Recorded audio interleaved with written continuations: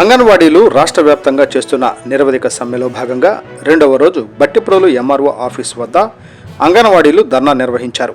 ఈ సందర్భంగా సిఐటియు బట్టిప్రోలు మండల కార్యదర్శి జి సుధాకర్ మాట్లాడుతూ అంగన్వాడీల సమస్యలు పరిష్కరించాలని ప్రభుత్వ అధికారులకు అనేకసార్లు అంగన్వాడీలు విన్నవించారని, ప్రభుత్వం పరిష్కారం చూపని నేపథ్యంలో నిరవధిక సమ్మెకు దిగారని తెలిపారు. ప్రభుత్వం ఇప్పటికైనా అంగన్వాడీలకు న్యాయమైన సమస్యలను పరిష్కరించాలని, కనీస వేతనాలు అమలు చేయాలని, సుప్రీంకోర్టు తీర్పు ప్రకారం గ్రాడ్యుటీ అమలు చేయాలని, రిటైర్మెంట్ బెనిఫిట్స్ కల్పించాలని వారు డిమాండ్ చేశారు.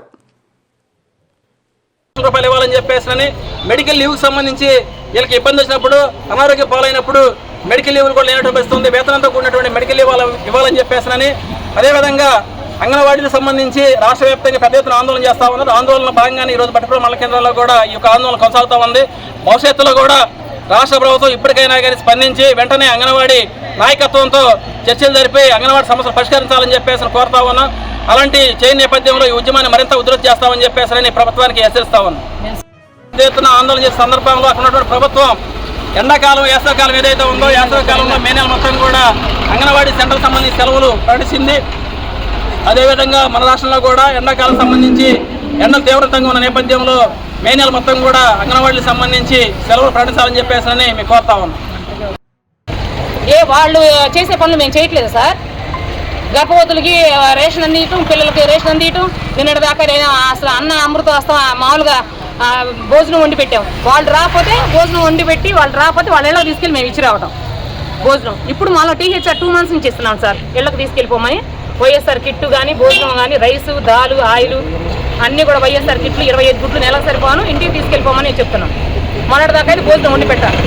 ఎవరు తింటున్నారు సార్ ఈ రోజుల్లో? వాళ్ళు ఇచ్చే 45 రైస్ అంటారు. ఈ స్టోర్ బియ్యం కదా సార్, అన్ని మళ్ళీ స్టోర్ బియ్యాన్ని 45 రైస్ అని చెప్పి తీసుకెళ్ళే కూలి వాడు కూడా తింటలేదు కోట బియ్యాన్ని. ఎవరు తింటారు సార్? గర్భవతి తీసుకెళ్ళి అమ్మ మేము మంచి బియ్యం పెడతాం అమ్మంటే తింటారా? వాళ్ళ ఇంట్లో బియ్యం లేవా? వండుకోలేదా? తినలేదా? మాకు అవసరం లేదా టీచర్ గారు, మీరు ఇవ్వకపోయినా మాకు ఇష్టమే, మేము మాత్రం తినలేము ఆ భోజనం.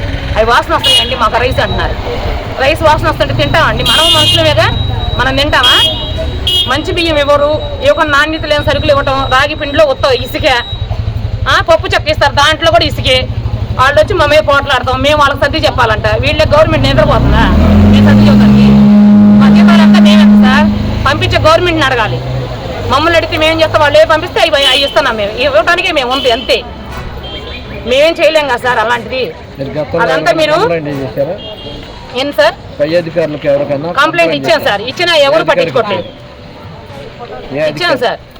మా సిడిపో గారికి బాగట్లేదని చెప్పాము. మాకు ఎవరైతే మా ప్రాజెక్ట్ ఆఫీస్ నుంచి ఏ సరుకులు వస్తాయి ఆ మేడం గారికి చెప్తాం సార్.